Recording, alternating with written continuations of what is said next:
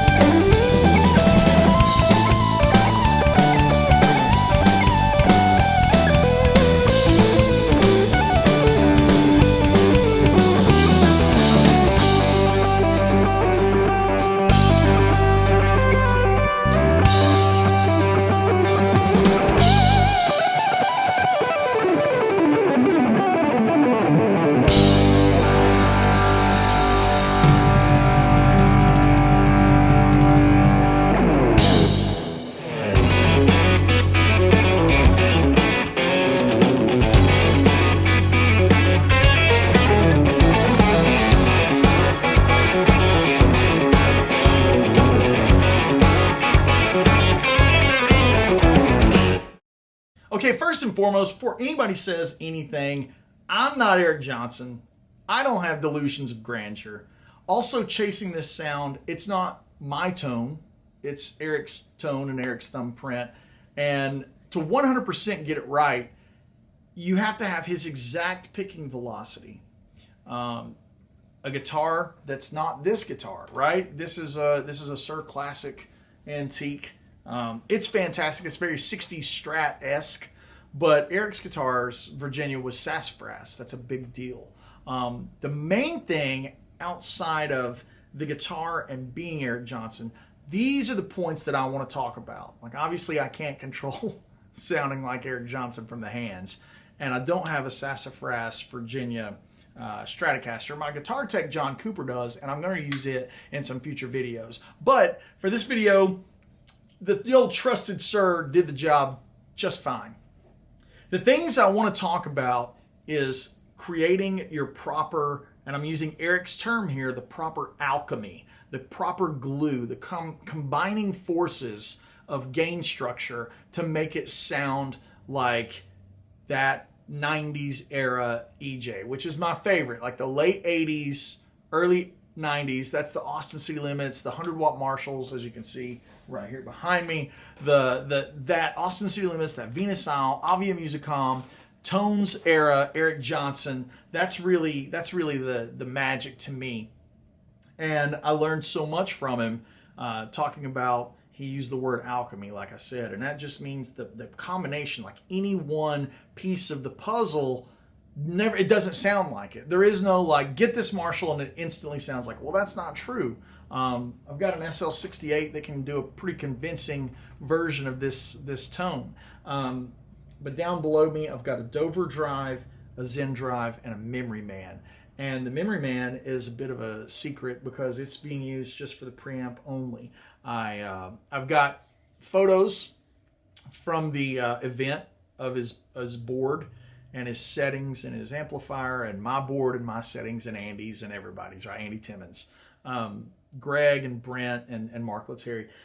those types of things are going to be on my Patreon, because Patreon is the platform that allows me to get these types of items, to do these, and it supports the channel. I have to reserve some goodies that's exclusive to that. So if you want the settings and the photos, go to patreon.com/AndyWoodMusic, and all of Eric's settings are there. I'm going to walk you through what I've got going on right here. Again, Eric was using a 2-rock at the camp. I have this Marshall, that if you've seen the other video, this belonged to Eric. There's a really great photo of Eric flipping it over, and he totally was like, oh man, I totally remember this amp. I bought it with a full stack, and I was nerding out, right? So he totally validated the amp, and it was his, and he told me he said he thinks over 24 100-watt late 60s super leads. But he did remember this guy, and it never had a logo on it. So it wasn't verified. He doesn't remember if it was or was not the backup amp on Austin City Limits, but this one never had a logo. Looks eerily close to that amp. It could be. The chances of it being that amp is really high. So with that said, thank you, EJ, for an amazing weekend. It was great to hang out with you and trade solos with you. We're going to have some of that footage come to you guys really soon as it comes to development. But I'm going to switch camera angles, and I'm going to walk you through everything with a different camera angle. You get to see my carpet and a homemade pedal board here. It'll look nice and cheap for you. It'll be great. So with that said, let's switch cameras and get into it. All right, guys, starting out here is none other than the 1969 100-watt Super Lead, previously owned by Eric Johnson. I'm going into input top left, and all the tone controls are really low. As you can see, the bass is kind of below 4, the mids is just below 4, the presence is the highest. I found that like the 90s EJ tone, I know he runs it a little bit lower, but it just sounded right with it there. Also, you can crank the amp all the way. I found like this was a sweet spot for nailing this tone, around 4. By the way, that is ridiculously loud. Thanks to Universal Audio and the aux for leashing that and allowing me to get into the DAW, the digital workstation, right? That I use Logic. That's what we're going into via the Universal Audio aux. All right, spinning around here is the homemade pedal board, and look at that. It is definitely not a Strymon. So welcome to my carpet, and I've got things plugged in here. And this right now is not on. This is just the Discovery. I'm using that for delay, but right now we're doing the delay and the reverb post. What we've got here is the alchemy. The magic is connecting your different levels of gain staging. So if you're interested in hearing all these things isolated, Patreon is the source for that, or the live streams. Join us on the live streams, and I break things down one at a time, and you get to hear everything individually. But right here, the big thing is the Dover drive, which is kind of barely on. I mean, the volume's kind of up, but the gain's not really doing anything. All these knobs are kind of noonish on the Zen drive. And the only knob that's being used on the Memory Man is the level. I'm just using this for the preamp. The Memory Man, strangely enough, acts like glue. It like glues the sound together. When I play these individually, this is something that we'll maybe dig into. When I play these individually, it doesn't track real well. It gets real flubby and loose under the fingers. When I add the Memory Man, it just tightens it up and glues everything together. The biggest thing here is not any one of these pieces is adding very much gain at all. We're going to dive into that and just give you guys a couple of clips into what's happening there. Okay? So now let's just go over to those clips and listen to these things individually. Okay, guys, so right out of frame, just sitting over here on the floor, I've got the Dover drive and the Zen drive and the Memory Man. Now, it's important to note that the delay and reverb is happening from the aux. I've got a bright reverb because I feel like signature part of Eric's sound in that era was that really bright plate reverb. And then I've got some very basic Universal Audio aux delay. I'm not trying to get down the rabbit hole of the accurate delay sound. I've just got some delay. right? It's kind of just a nice delay in front of the reverb. So that's what we've got going on. Now let's dig into the interesting parts. Let's hear just the Marshall by itself. Actually, let's hear the actual full thing right now.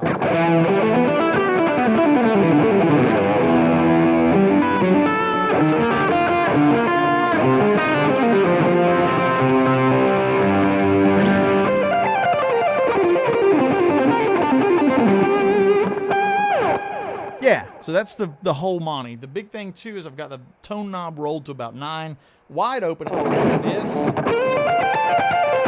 and then pull back to about 8 or 9.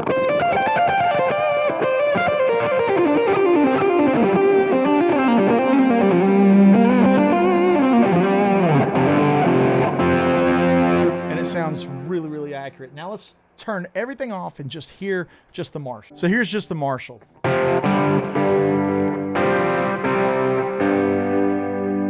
So it's dark, the amp is loud. Okay, now I'm going to turn on just the Dover drive.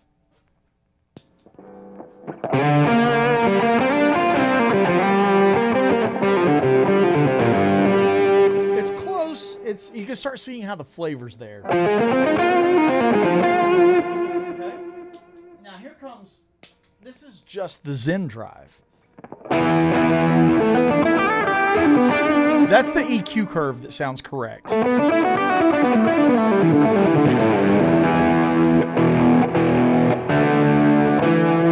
it doesn't have the zippiness of the Dover drive. Okay, I'm going to turn it off. Okay, here comes the Deluxe Memory Man preamp, only using for the preamp.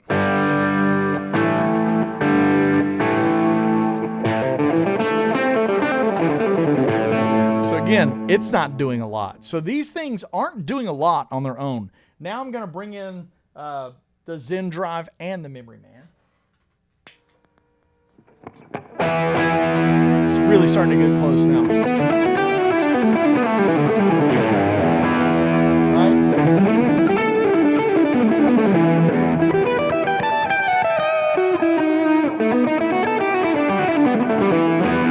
Now let's add the Dover drive. And there it is.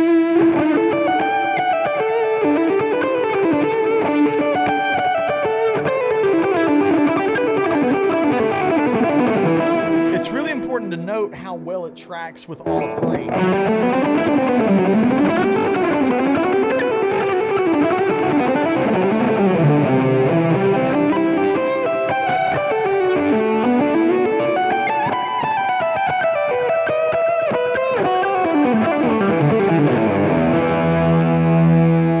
So as you can see, the magic is really in the blend. The magic is when all three items are rolling together in conjunction with the Marshall. There's no post EQ going on. I know there's going to be questions about the aux setting. It's just the greenback thick with a 57 and 421 on it. Mostly 57, like mostly. And the delay in the verb is coming from the aux. Again, the tone control is on about 9. And it's the Marshall that you see behind me, the Zen drive, the Dover drive, and the Memory Man used only for the preamp. So, decoding the Eric Johnson thing, one piece at a time. Cheers, guys. All right. So, obviously, if you go with a late 60s Marshall, you're going to be dropping some serious coin. I've been looking around, as always, and, you know, they range from 12, 13K up to, gosh, I've seen them going as high as 20,000. It's crazy. The Zen drive that has the preamp tube in it, $700 to $800. Memory Man's going to be $200 or $300. The overdrive, $150. So you're dealing with a very expensive signal chain, and you still haven't got a guitar or a aux or some kind of load box to get it into your system. I want to point out before anybody says it, you know, the original EJ Tones from the era that we're kind of looking at, he was most likely using the Butler tube driver. I'll go ahead and say 99% was. Also, with real cabs and a real 57, you're dealing with a a signal chain that has more pieces involved. Whatever preamps we're going through, whatever we're mixing on, things like this. Again, I'm running, my signal chain is the Marshall, is the Sir Classic through the pedals into the Marshall into the UA load box to kind of leash it. And the load box is set to the Marshall thick cabinet, whatever that's called, and a 57 with just a little bit of 421 in there. What we're going to do is give you a cheaper alternative. This is for you fractal users. If you've got the Axfex 3 or the FM series, FM3, FM9, things like that. What I'm going to do is just tell you what I got going on. Basically, I recreated my signal chain that's in the room in the fractal. It's going, the first pedal is the Zen drive into the Marshall. The Marshall is called Plexi 100 watt high. Gain and knobs are exactly like what I showed you on the Marshall. The cabinet is a basket weave cabinet. It's 412 basket weave mix. The delay is the mono tape. The reverb is large plate. Now we're trying to just assimilate what we've got going on in the real rig with this, and this sounds pretty close. Let's take a listen.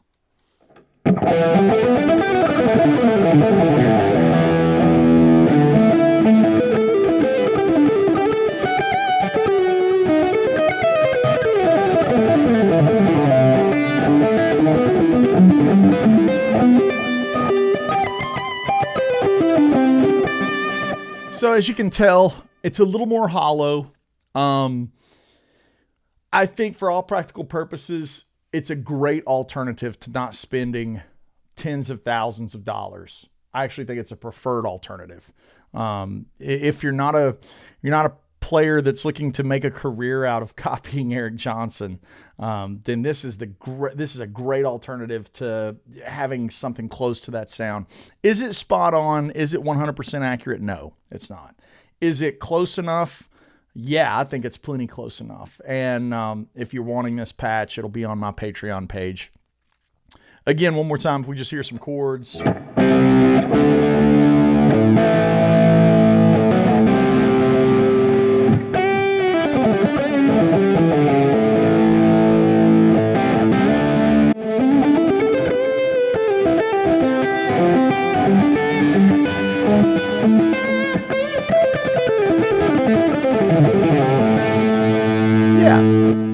Yeah, I think that's really, really close. And if you want the patch, like I said, it'll be on Patreon. Also, what will be on Patreon is a comparison of the fractal. This happened in last night's Patreon meeting, the masterclass. I have a weekly masterclass on Wednesdays on there. I'm going to turn the camera just a little bit. There is a SL68 right there. And we compare the fractal. There's also a microcube. It doesn't get compared.